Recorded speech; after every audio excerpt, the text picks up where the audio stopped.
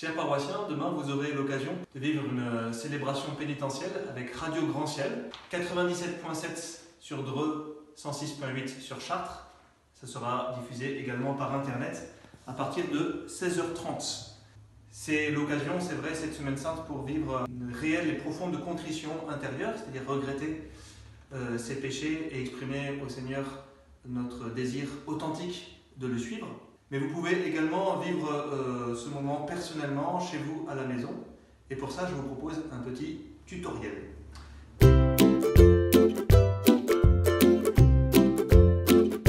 Il vous faut un petit peu de matériel. D'abord, une croix, une Bible, un examen de conscience. On va vous en proposer un par la suite. Il faut également une ambiance, un moment de prière. Et puis, il faut s'isoler dans la pièce la plus retirée.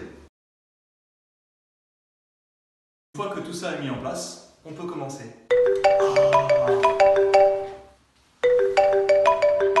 Oubliez le téléphone.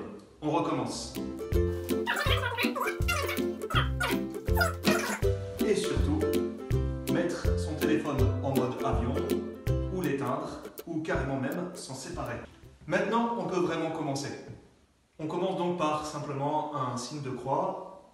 On se met en présence de Dieu en prenant un moment de silence et on peut très bien demander à l'Esprit Saint de nous donner un rayon de sa lumière et on peut lire un passage de la parole de Dieu.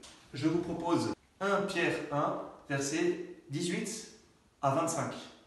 On prend le temps de lire ce passage calmement, simplement pour s'imprégner de ces paroles. Une fois qu'on a fait ça, on peut prendre son examen de conscience. C'est peut-être la partie la moins agréable, mais c'est nécessaire parce que sans cela, il y a des péchés qu'on ne verrait pas. Et donc, si on ne les voit pas, on ne peut pas progresser sur notre chemin de conversion, de sainteté. Il ne faudrait pas que cette année où vous êtes privé du sacrement de la confession, ce soit une dérobade.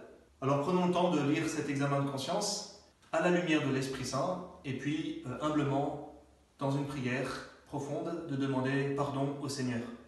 On peut dire l'acte de contrition.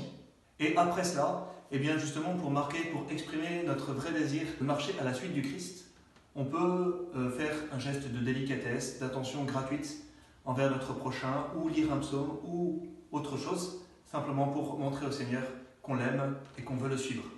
On me demande de faire une chute, mais en principe, si on a fait cet exercice, on est plutôt relevé avec le Seigneur, donc ça serait dommage de vous inciter à chuter de nouveau. À bientôt.